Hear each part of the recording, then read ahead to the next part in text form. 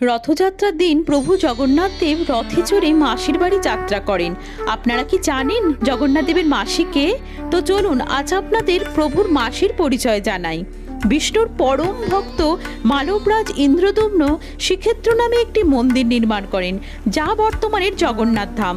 স্বয়ং বিশ্বকর্মা বৃদ্ধ কাষ্ঠশিল্পীর বেশে এসে মন্দিরের বিগ্রহ নির্মাণের দায়িত্ব নেন এবং শর্ত দেন 21 দিন যে ঘরে বিগ্রহ নির্মিত হবে সেখানে কেউ প্রবেশ করতে পারবে না।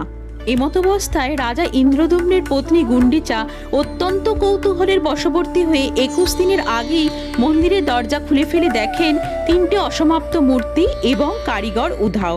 অতঃপর অনুশোচনাগ্রস্ত রাজা রানী দৈবাদেশ পান এই রূপেই প্রভু ধরাধামে পূজিত হতে চান। তো এই রানী গুন্ডিচা মাতাই হলেন জগন্নাথ দেবের মাসি এবং তাঁর গৃহই হলো প্রভুর মাসির বাড়ি।